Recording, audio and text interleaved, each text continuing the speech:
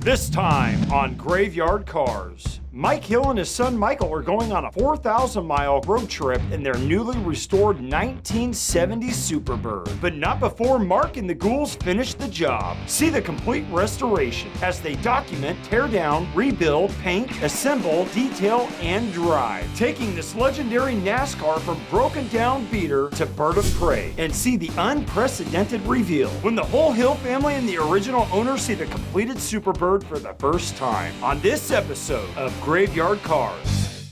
Got that car coming to get you, Barbara. The unburied dead are coming back to life. I'm Mark Warman, and together with the most critical man in the world, Darren Kirkpatrick, give me a gun! my son-in-law, Josh, Oh, yeah! and my best friend, Roy, Well, all right! we bring dead muscle cars back to life, to exactly the way they were on the day they were born, if we don't kill each other. There. It's gonna be a bloodbath.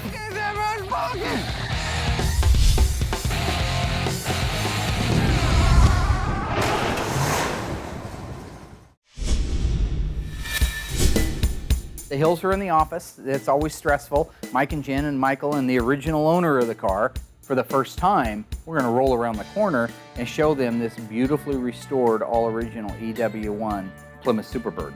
Last time they saw this car, it was completely rotten from the frame rails up, meaning the body panels, the outer skins. It was in a disarray that was barely even able to recognize that it was a Superbird. We expect a great reception as long as the car doesn't let us down when we go around the corner. But right now, if all goes well and we continue on the way we are, we should have an amazing reveal. It's gonna Come be a on, fun Monkey voyage Mark, back. where are you? Oh, I'm ready to see it. Yes, sir. Don't hold it. I gotta Been go a to the long bathroom. time. Oh, here it comes. Here it comes. Been a long Look at that. time. Oh, wow. Yeah. Nice.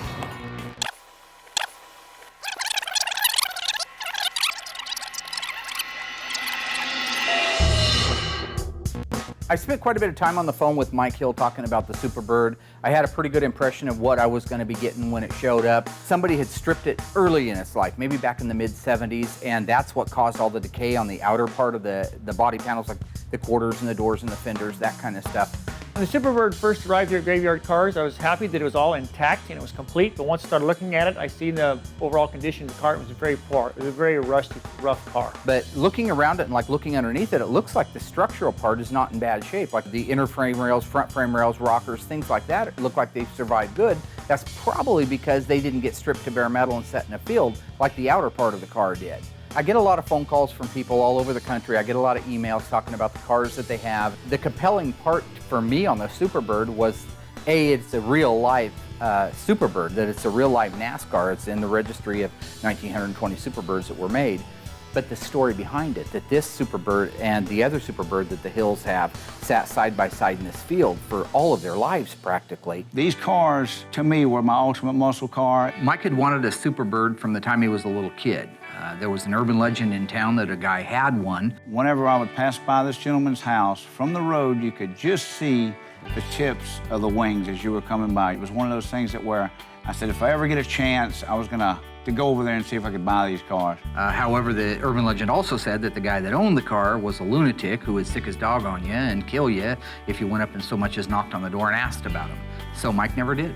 We decided to build a Daytona clone. They got quite a ways on the Daytona. They got the rear body panel replaced on it from the 68 to the 69. They changed the side markers out. So we get our parts together on the tail end of the car. Well, when it comes to the front end of the car, I have no idea how to hang this fiberglass nose on it. So I discussed it with a guy that I met at the post office. He's an old gearhead buddy of mine. He said, you know what? He said, why don't you go around to the guy's house and show him that you're actually working on a wing car by taking your parts, and you might have a chance of getting a look at his car. And he did just that. He collected the few parts that he had questions about, got his son in the car, and they went over to the guy's house. Sure enough, he met me at the door. He comes out of the door and says, can I help you? I go around to the back of my truck and I quickly grab the fiberglass nose cone, hold it up to show him, hey, I've got parts here.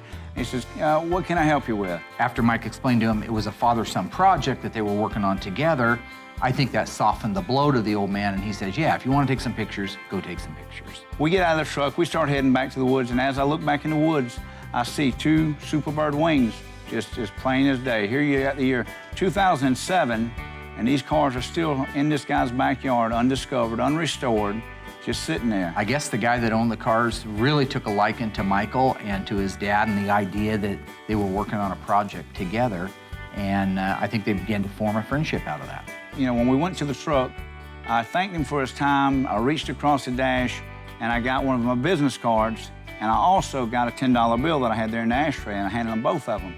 And I said, hey, I want you to keep this. And he said, well, what's this for? I'm giving you that $10 so you don't throw away my business card, because I know these are your children, and I know that they're yours, and you want to keep them. But if for any reason you ever decide you want to sell them, I know that you know what you have here, and I know what you have here. Those cars are very rare, and they're worth a lot of money. I'll be willing to give you your price for them. And that's all I said. We didn't talk price.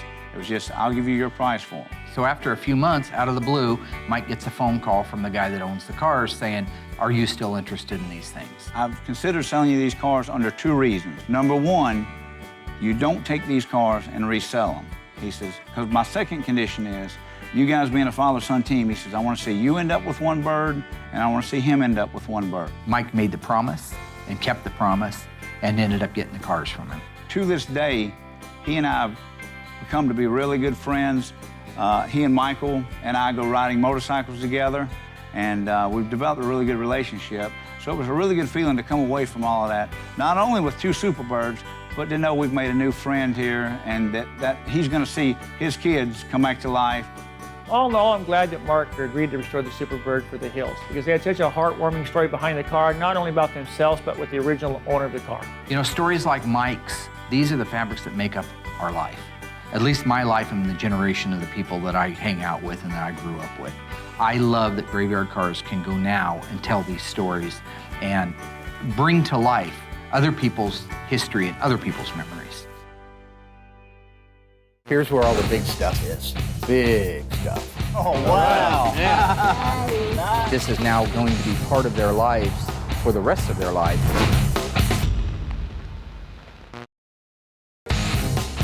We've seen the Superbird's arrival and learned of the incredible backstory behind this legendary muscle car.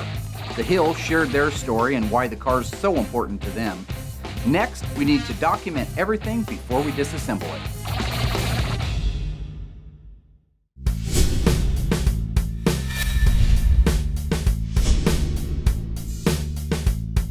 Today we're disassembling Mike Hill's 1970 Plymouth Superbird. The guys won't be here for about an hour, so that'll give me a chance to raise it up in the air, do all of my documentation without being interrupted by them and their foolishness. There's 2 things I'm looking for underneath there. One is Lynch Road assembly line procedures and unique procedures for just the Plymouth Superbird. And up here at the front on the K-member, you see an X. It's always nice to really go over these cars with a fine-tooth comb, see exactly what markings and whatnot some of these cars have on them. It's like finding a buried treasure. You dig, dig, dig, you find a little pot of gold or something. Then later on, when the car is complete, we'll actually duplicate those factory markings that we find and add the ones that are also missing. And that X right there lets somebody know something on the assembly line, whether it was that the steering gear was in place or whether everything had been torqued or checked. That X meant something. Having this knowledge, being able to use this knowledge for my own use is very important. But when somebody calls me up out of the blue and says, dude, I got a Superbird and I got a big X on the cross member on the K-frame, you know what the big X is? I don't actually know, but I can document that mine has it too, but maybe the Superbird down the road didn't have it. Now we can say, well, why would one have an X and one not? We might be able to go back and find options that would have supported why that X was there. Here's where all the big stuff is. Big stuff. See the paint on the inside of that nose cone is running down? That means it was upside down when they painted it. And then here's the rivets. Those are great to know what the exact size of the rivet is. So once we get that nose cone piece off of there, we'll be able to determine what the width and the diameter and the exact length of those are. And that would be the last 2 digits of the factory part number for the correct K-member for the 1970 Plymouth Superbird. There's been a lot of documentation of all the cars over the years. The Superbirds, Roadrunners, Cudas, Satellites, GTXs, you name it. There are people dedicated to documenting. Guys like Dave Weiss who have dedicated an entire life and write books about the documentation of these cars. But for me, I want my own firsthand knowledge of it. I want my own little database of it. That's the fun part of my job. What's happening, Chief? How you doing? You guys are on time. Right now, we're going to disconnect everything on the top of the engine that's needed so we can drop the engine transmission out in one unit attached to the K-member, like the radiator hoses, wires, etc. If somebody can take we could take that radiator out of there right now if somebody can disconnect the lines on the bottom. You need a 5/8 and a 1/2 wrench. It's been pretty cool so far. It's been a handful putting up with Darren. We'll let Derek do that. He hasn't done anything. Get down there, Derek. We're getting through it. We're going to live through it. It's all good. Darren's a narcissistic lunatic. Okay, he goes out and picks on my top guy, Derek, starts beating him up, saying, "You haven't paid your dues. You haven't been around long enough. You gotta be here longer. Who are you? Look at me. I'm the great Darren. I'm part of the team, and you're not." And then I find out from the camera guys that he's taking a little siesta in the back. Darren apparently has a headache, or he's playing the game, so he's laying down in the office. But that's fine. Us three guys can rock and roll and get the rest of this car apart. I think the disassembly of the Superbird went just fine. There's always a couple things that hang you up, but all in all, it went good. You know, I was training Derek each and every step of the way. He was getting better as we went on. For as rusted out as this thing is, I can't believe how fast we got the brake line and the gas tank out. And it's all intact. Well, so basically, we just finished taking the car apart. I still have to have the glass guys come out and remove the windshield and the back glass. Derek's got a few more things he has to take off of it, but I wanted to get it moved out of that area. We're on a roll. The 1970 Plymouth Superbird was available from the manufacturer in 7 different colors. True or false? 2 of these colors were actually at no extra charge. The answer coming up after the break. So, were 2 of the 7 colors available on the 1970 Plymouth Superbird at no extra charge? The answer is true. The standard color was Alpine White. That meant all the birds were that color unless you ordered otherwise. Another color, B5 Blue Fire, was available at no extra charge. That left Corporate Blue or Petty Blue, Lemon Twist Yellow, Limelight, Tor Red, and Vitamin C if you were willing to spend the extra money. Visit graveyardcars.com to learn more.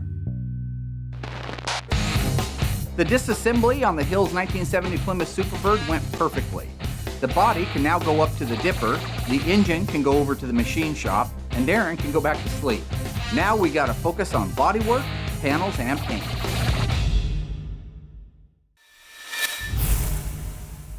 I work very closely with the bodymen as to what panels need to come off and how I want them taken off, how I want them replaced. And so in the case of the Superbird, I can get together with Derek and Lucky and say, listen, this I need to have off, I need it dissected this way, just gonna put this part of the panel back on, or we're just gonna put this section in. What we're working on today is putting a brand new door skin on our 70 Superbird door shell. This is a brand new Auto Metal Direct door skin. This is a replica of the original door skin you would have got from Chrysler. Josh just gave us back the door shell. It was media blasted down to the original bare metal. All the rust was removed. We have it treated on the inside and out. And so he starts it folding over, and then once he has it starting to lean, then he can get more aggressive. And he's gonna carry that on all the way around the door, full 360, till that skin is married to it like it's supposed to be in the right shape. Then he's gonna do his spot welds. At that point, that door will be united with a brand new door skin, an original shell, and we will have saved a good portion of that door. You know, one of the things that happens out here at a shop like ours is we don't have all the equipment the manufacturer had. We can emulate the way it looks when it's finished, but we fit it on there, fit the quarter panel on there, we put it in place, we set a couple of set screws in it, then we do the trunk floor extensions, kind of mock up all of the sheet metal, get an idea if everything's square, then we start pulling the pieces back off at the outers, leave that one in that we know was good, the trunk floor, and that's where we start welding. Then we can start putting the extensions on it, wheelhouses on it, quarters on it. Next thing you know, you built out the car. It's starting to look like a floor now, that big one piece. This again is the new Auto Metal Direct floor.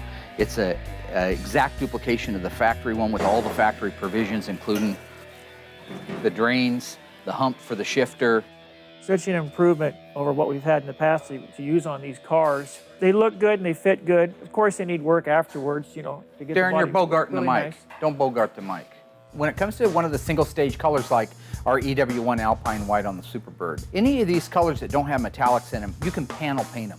That means that you don't have to have all the panels on the car and walk around it at one time and do the paint. You have to with a metallic because metallics fall differently. So in the case of the Superbird, that allows us, whatever panels are done first, we can start painting them. Yeah, it's really important to me that the car leaves in just immaculate condition. It's right, because it's got my name all over it, as well as everyone else here at Graveyard Cars. A little while ago, Derek came and got me. I needed to sign off on the jamming of the deck lid, the doors, and the hood, so I did that. He went ahead and painted those. They came out really nice. We've got them out here now. Now the car is in the booth. I go in there and make sure that all the holes that are supposed to be there are there. All the ones that aren't supposed to be there aren't there. We got our squirter bottles and voltage regulator, all our normals. He doesn't know every hole that's supposed to be there. And back in the 70s when these cars were driven, people add a hole for a tack wire, they add one for an oil pressure wire, and so now's the time to fix it so that you're not going back and spotting in the paint. Actually, what you should do is get a good bolt, go into the Mr. Moparts room and get the correct bolt and put it in there. And go ahead and put bolts in here to keep these threads clean, but they actually get painted with the battery tray. You could even put the battery tray in it if you had it, but it's so much easier to get paint everywhere right now. But at least the fasteners, if you put those in, I would think you'd be doing it pretty darn right. And they're pre-painted and we're good to go. Yeah. You got my blessing, buddy. Right on. See ya.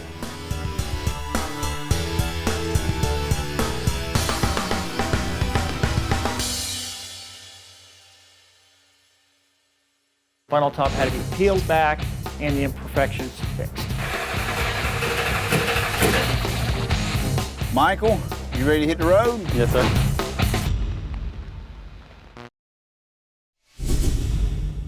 Our 70 Superbird for Mike Hill is getting really close to paint work on it, so I want to go over it with the guys, go over the body inch by inch. When you're talking about painting a car, doing all the body and the paint work on a car, it's a big motion, it's a lot of money in materials, it takes a lot of time to do it, and so if something's wrong, now's the time to find it before you actually do that paint work. So I want you to look at frame rails, floorboards, inner and outer aprons, upper and lower deck filler panels, inside the roof, cowl panel, inner cowl panel, firewall, outer deck extensions, rear body panel, rear balances, everything. I got a spot. That's Darren's forte, finding something wrong with something, that's what he does. That's his milieu, if you will. I'm good at this. You know, I seem to pick up a lot more imperfections than most people do, but if they're pretty blatant imperfections, I don't know why a lot of people can't see them. You know, wavy panels, bolts missing, mismatched, misaligned panels and whatnot. I think actually that's one of my better traits is looking for, doing the QC. So we're good. You actually found a couple things. Darren actually found a couple things that he didn't know about. So I mean, 8 sets of eyes, 10 sets of eyes, 20 sets of eyes. More people looking, the better it gets, right?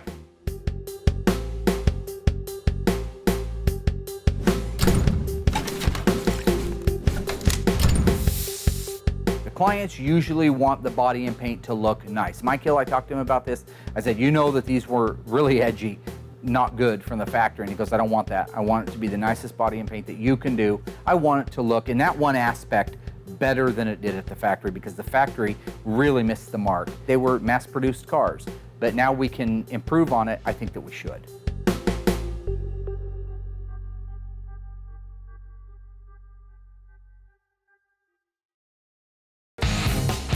So far, we've looked at how the Superbird came to Graveyard Cars, the incredible story of the Hills acquisition of the car, and how much this Superbird means to the father and son team. The car has been disassembled, documented, panels replaced, and or repaired to factory OEM specs. And now that most of the painting is done, we can focus on the most iconic Superbird pieces, the wing and the nose cone.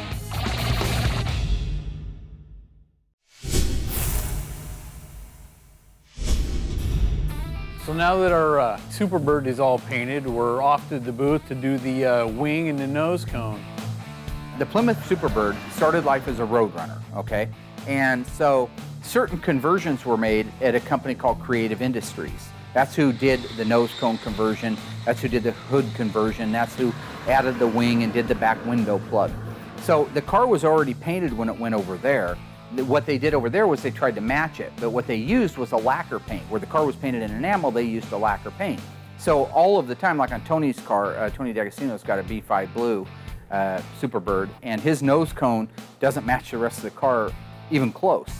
So with the Superbird, what we try to do is make all of the paint good quality, but tip our hat and make the nose and the wing and the scoops that go on the fenders off just a hair. I think to the unknowing person, it shows and whatnot, they're going to say, oh wow, look at the paint, it's a different color on the wing and the nose cone. They don't know. The people that don't know that, I think it's going to be a bad thing. You're going to have people at car shows that don't know what they're talking about. You do it the right way, and then if somebody hopefully asks instead of implies, you get an opportunity to educate that particular person.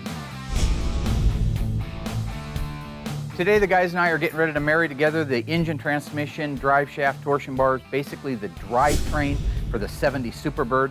First we have to get it moved outside and washed. The compound that we're cleaning off of the Superbird is the product that we use when we do our wet sanding and our buffing.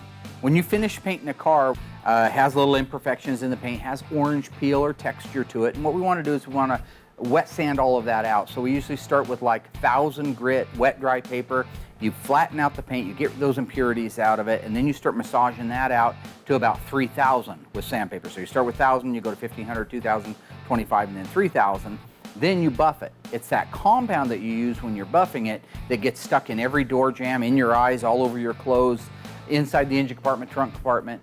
So what we're doing is removing all of that compound before we come back inside with the car and start doing the polish on it.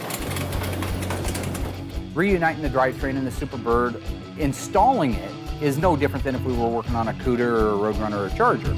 We're getting ready to lower the car down onto the motor. They're always a tight fit, but with the shocks on there, it's just something else we got to watch as it's going together. It's always a pain when they're an RB engine. The 440 is about 1.5 inches wider at its widest point than, say, a 383, and considerably wider than a small block LA engine like a 318 or a 340. I got a problem with this manifold and the steering gear. It's almost like the motor's got to roll to get it to fit up in there. There literally, in some cases, no room at all between the two shock towers, and you have to manipulate the engine just a little bit to walk it past the shock towers. I think you can go to the right is what I was going to say. I think it's going to be inevitable to scratch it. It's not inevitable. I just think if this comes over, it'll clear. Okay, well, now it's clear. That's why I was saying it just needed to come over this way. That's exactly what we'll have to do on the Superbird. That's what we've had to do on all the cars with the RB engines in them. Green light go. Going right here.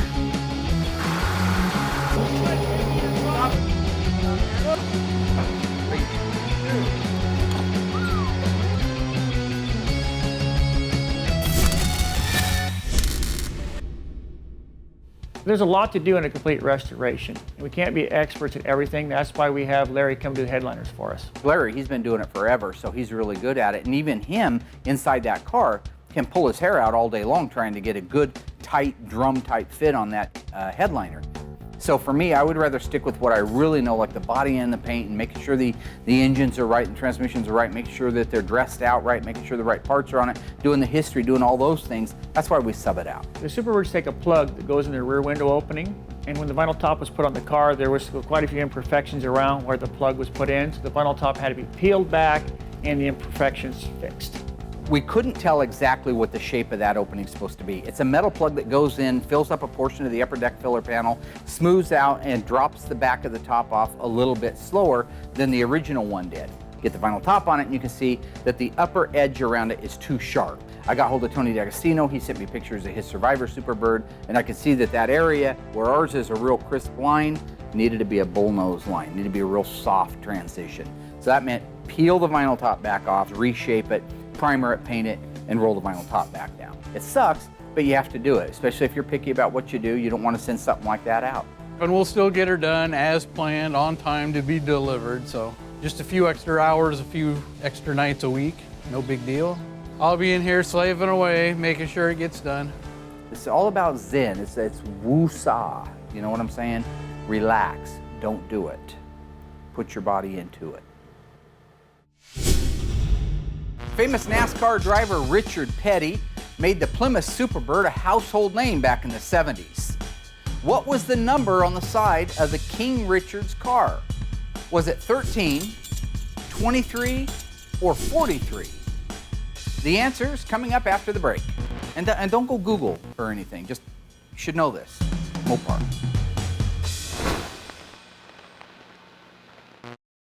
So what was King Richard Petty's number on the side of his Plymouth Superbird? The answer is number 43. Known famously for the STP as one of his sponsors in the 43, the blue, Petty Blue, Plymouth Superbird became a household name back in the early 70s. Okay, Google, when did Richard Petty retire?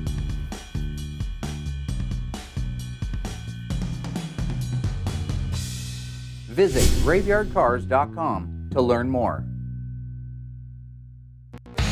The Superbird is really coming together. The body and paint are beautiful, the rear window plug issue has been addressed along with the vinyl top. Now all that's left are a few decals and this bird is ready to fly. I mean, you know, obviously once we get it running, it'll be ready to fly. Right now we're getting ready to put some pieces and parts on our Superbirds. My guess would be, and I don't have the exact answer, but I would imagine that Creative Industries is the one that applied the large Plymouth decal and the standing Roadrunner bird, because all these were unique to the Superbird. If they weren't, I think the manufacturer would have done it. I think over at Plymouth they would have probably put them on. Like the back deck lid stripe that goes on a 70 Roadrunner, that was normal on all the Roadrunners that were coated with it. Right now I'm getting ready to do the most difficult part, which is the blackout that goes on the headlight doors and around the headlight doors that's very unique to the Superbird. You know, on the Mopars, it was weird. Some of the stripes were painted on, some of them were decal. On the Superbird, they chose to use decals on the nose cone. I think that's a way to save time and money. It's always been a mystery to me what made Chrysler decide when they were going to paint something on. Like on the 70 Roadrunner, you take the V21 hood blackout, paint it on. You take a 70 Charger, paint it on. But on a Challenger, the V21 is a big vinyl graphic. So I don't know what makes them decide when they're going to do it and when they're not going to do it. In the case of the Superbird, why not do one or the other? If you know you're going to have this reveal around where the headlights go that are going to have to be blacked out and the headlights are going to have to be blacked out, why not just mask off the rest of it and shoot the whole thing on there? So I don't know all those answers, but I know that when it comes to the actual vinyl graphics, the reason they couldn't take a full vinyl graphic and wrap it and fill that area that needed to be painted that I had to paint is because you're never going to get the side of that graphic to go up to the opening and roll down 1/4 of an inch and actually stay there.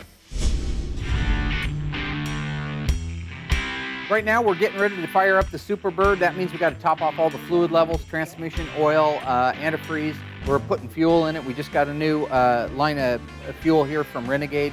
Going to give it a try. It's 98 octane, so hopefully the engine runs like it should back in 1970. Cars back in the 60s and 70s were made to run on a higher octane fuel. They had a higher compression ratio. The technology of the car's not as good at that point in time.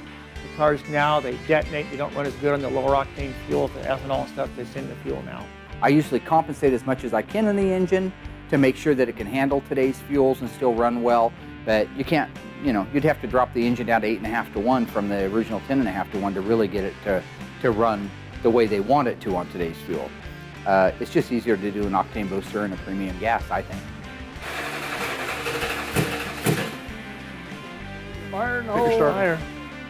You'll see these cars when they first start them up on a lot of these car shows. They start them up and they run them, and the car's barely idling. You're not supposed to idle a car when it's first started. You're supposed to run it so long for that cam break in and whatnot. They don't want to show that it's out of time. They got spark plug wires on wrong. It's not getting fuel or whatnot. We try to show really what goes on when you start an engine. Let's just double check the firing order to be sure. I just like to be sure, because if it backfires like hell and you blow something out of it, all because you were too lazy to double check the firing order, that's the wrong reason.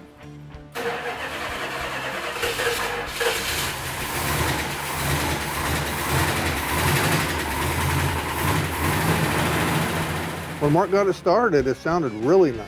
I couldn't even hear it. I was in the other room. I couldn't hear it when it started. You know, I've had a lot of people comment over the years on my dance moves out there. Frankly, to be honest, it wouldn't surprise me if Dancing with the Stars got hold of me and asked me to be on there. I probably would accept if that's what you're wondering, but would require to dance with Cheryl Burke. I think we'd probably be, you know. I'm sure you people have realized by now that Mark's not right in the head. And when he starts this crazy dance, when he thinks something has went well, for some reason his dancing ends up turning into boxing, and he usually wants to box me for some reason. I have no idea why he does that, except he's not right in the head. It bursts out of me like Tourette's. Do you remember last time when Mike Hill was here, you told him you were going to be in really good shape? Yeah. And I'm not in the greatest shape of my life. Okay, I could still knock a lung loose. I hit you so fast you don't see it coming, you see it coming back. That's all you see. And it's pretty bad he gets tired shadow boxing himself. When you're winding down the last few steps on these cars, there's always a lot of little detail. I would imagine that there was a department at the assembly plant that did all the fine tuning, all the making sure that the doors open and close the way they're supposed to make sure that the fit and the finish was right, making sure the hood pins were adjusted right, and the gaskets were in place, and if they didn't leak water and they didn't leak oil and all those little things. So that's just something we do. We just do it manually here. They may have had a whole system implemented there because they were turning out, you know, hundreds of cars a day. But that's just a natural part of finishing one of these cars, is having a punch list, going through it, making sure everything meets your standard, and moving on to the next step. When it comes to putting on the label kits, there's a range of places that these decals can go, like the VIN label on the door. You could probably take a photograph of 20 different Superbirds, and it ranges up and down it probably by inches. I mean, maybe in some cases 6 inches. If you put it on in an area that, as long as it is within the parameter of where it should be, then there's nobody that can say it's wrong. It's just your photo would show that it's not in the right place. You still have the human error, the human element when these decals are put on the cars. We're not all put on exactly the same, because if this guy put on a little bit crooked, this guy put on crooked this way. I use photos. I call guys like Tony D'Agostino, say, can you take a picture of your emission label underneath the hood so I can look at that? To me, I think that the decals are the funnest part of the whole job. I mean, driving them and enjoying it and seeing all the waterworks from the owners when they come and they're balling all over the place and telling you you're the man is all fun. But to me, putting those last few decals on, the jacking instructions, the ethylene glycol warning label, the door VIN, the emission decal, the stuff that goes up underneath the dash, hanging that little thing on the end of the turn signal, your starting instructions, or the sleeve that goes over the visor that tells you how to start it. All these things, I think, are the finishing touches, almost like that cherry on the top of the sundae that makes the whole entire package beautiful. Right now, we've got just a few more things left on it, not much at all. Like I say, Derek has a little bit of paint touch-up to do under the hood. The main thing I want now is this car's completely drivable. It ran through the gears on the hoist. I'll just feel good if I can go around the block and back in it, make sure that everything's basically functioning, then we can wrap it up in the morning and wait for Mike Hill to show up.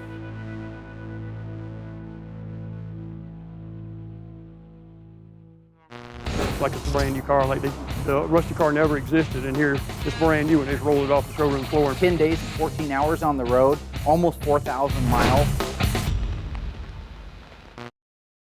From rusted to resurrected, this 1970 Superbird has seen an amazing transformation. And now it's time for the Hills to lay eyes on their beloved 1970 Plymouth Superbird for the first time in 2 years, and the first time the car's ever been seen with paint on it in over 3 decades. Oh, I'm ready to see it. Yes, sir. Son, hold on, I gotta go to the Been a long bathroom. time. Now, here it comes, here it comes. Been a long Look at time. Oh, All right, wow. yeah. Nice. Nice.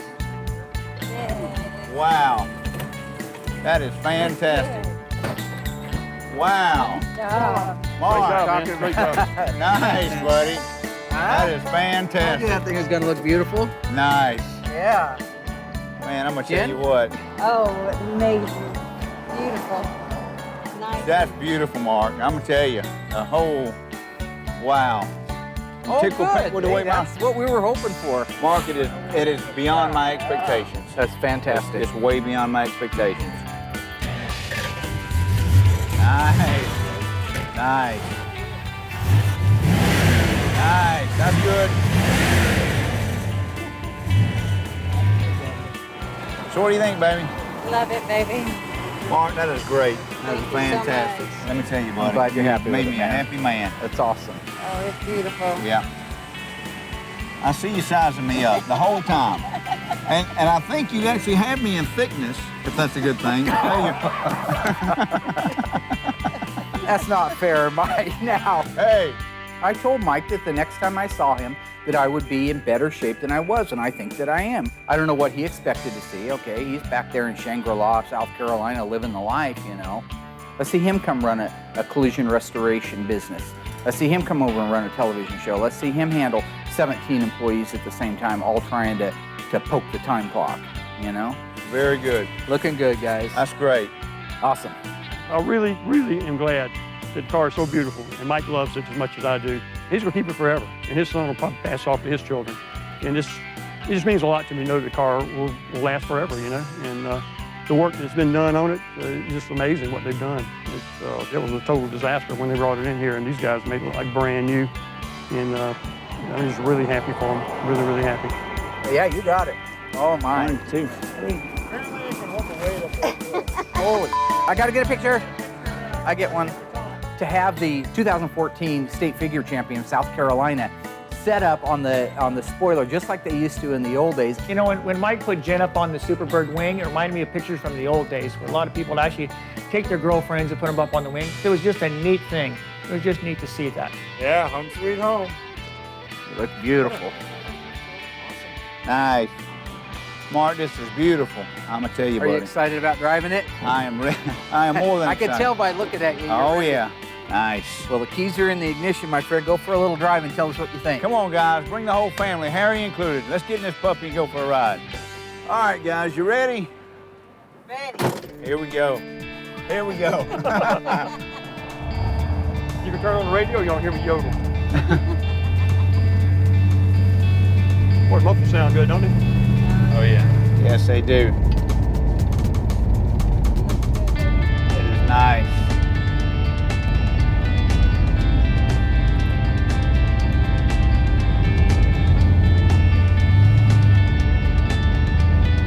Nice. Keep it in low gear so it sounds good. That's right. What do you think, Michael? You like it? Yeah. You want one?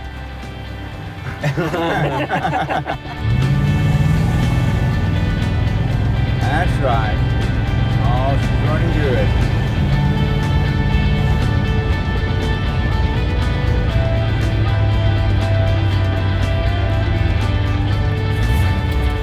Run okay or not? Always scary.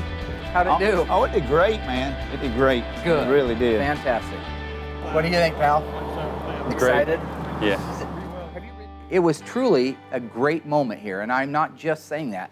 To have Harry, the guy that bought the car brand new, show up and look the car over and give it his blessing. Well, I bought it back in late 1970. They were going for like $4,500, $4,600. I got it for $38. You couldn't get insurance on it, so nobody would finance it. Pay cash. So anyhow, I got that, and I drove it back and forth from South Carolina to Texas when I was in the Air Force. Put a lot of miles on it, and I went to Vietnam and sat for a couple of years. Came back, started going to college. My girlfriend was like 200 miles away. Back then, gas was like 29 cents a gallon. I still wasn't making much money, but still, you know, drove it, and I really enjoyed it. And then probably around 76 or 7, I decided I was going to do stuff to it. Camshaft, intake, headers, and pretty much made the car undrivable. And that's when I pretty much parked it. I mean, I felt terrible. The car looked so bad. I mean, I've had hundreds and hundreds of people come up wanting to buy them, but people just bugged the heck out of it because everybody wanted to make $1 off of it, you know? And so I just pushed it back in the woods. I knew about these cars since I was in high school. When I would drive by Harry's house, I could see the wings of these cars in the backyard or in his front yard. And as we came by, I always have loved these Superbirds. I finally started working on a clone because I never thought I could be able to afford one. A friend, an old drag racing buddy of mine I hadn't seen for years, told Mike, you know, to come over and mention his name, so Mike did. And Mike was just a nice guy right off the bat. You know, he wasn't acting like everybody else. My son and I took our parts around to Harry's house and showed him that we were working on a wing car. He says, hey, you know what? He says, come back and take a picture of the ones I've got. You can find out how your parts go on. My son and Harry struck off a good conversation. My son is very respectful, good straight A student. He and Harry hit it off real well. They started talking about motocross riding. It was really good to see him and his son together. They had a great relationship. And I really didn't have a good relationship with my father when I was coming up. And it just did something to me, you know, seeing them like that. Mike told me he would never sell them. He would always, you know, cherish them and drive them. And he would take better care of them than I did. When it was in the backyard, it was really, really rusty and falling apart. And I felt real bad about the condition I let the car fall down into. And seeing it like this, I'm just amazed at what they've done to it. You know, it's like it's a brand new car. Like the rusty car never existed, and here it's brand new, and they just rolled it off the showroom floor, and they're tricking me or something. I don't know. But it's just amazing. Two cars sitting side by side now, just like they did for years, sitting out in that field, sitting out in the air-conditioned shop. I am 100% happy with the way Mark and his team handled this car. It is beyond what I expected. I never thought the car would turn out this well. I was almost afraid to drive it for what we've got here, but it's just so nice. But, you know, I bought it and brought it to Mark to make a driver out of it, and we're getting to take it 3,000 miles as soon as we leave here. Yeah. You ready to take that first leg, buddy? Huh? So did it do good? Mark, Did it drive good? it did great. I am ecstatic about that. It drove perfect. I love it. I can't wait.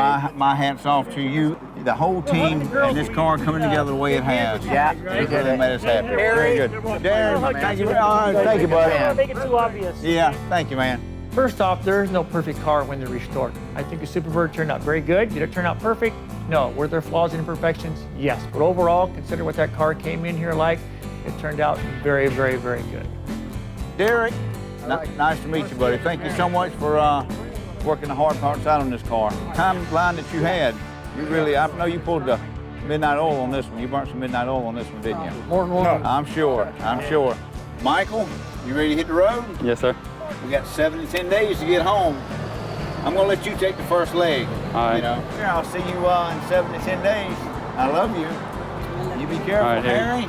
Yeah, man. You're the official escort for my wife home, okay? All right. Good luck. Good to see you. All right, see you All right, over buddy. there. Yes, sir. Y'all have a good flight. See you later. Clean it out. Nice. Nice. Thank you, Mark. Car's. Car's running really well. There you go. So where you want to hit first? Well, I figure if we head down the California coast, we're going to Oregon coastline, we're going to hit California, we're going to run the coastline down, right along the beach, try to take in as many sights there. Maybe we can, hey, you know, I heard they do some sand dune riding out there. Yeah, that'd be and, fun. you know, I know how you like to ride motocross. Uh-huh. What do you think about doing that? Yeah, that'd be nice. Cool. To know that their journey with the car back home begins now, and knowing that it won't end there, that this is now going to be part of their lives for the rest of their lives and generations to come, pretty much solidifies when I say that I am the dream maker, that I am the Sandman. You know, don't say, Mr. Sandman, bring me a dream. Say, Mr. Warman, bring me a dream. If you need me to duck down, if you see any really pretty girls and you need me to duck down, Well, at least we got room. yeah. Watch your tongue, boy. I am 100% happy where I'm at.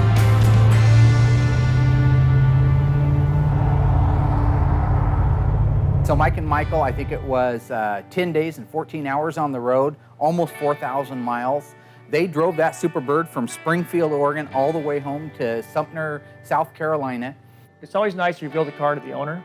In the Superbird, there was a big buildup on this because they're actually going to drive the car back home, which put a lot of extra pressure on us. Yes, I was very happy when the car was revealed. I was very worried for the return drive home. Truly for me, and I think for anybody who's ever restored one of these cars or done a customer's car in general, the most rewarding thing in the world is to find out they're home and in one piece. I mean, they stopped in the Redwoods down in California, just beautiful stuff. They went to the Santa Monica Pier. They stopped at every tourist site, Grand Canyon, all the way back home. That's a trip of a lifetime between Mike and Mike, you know, dad and son. It's something they'll probably never repeated in their lifetime. It's something that the rest of us only dream about.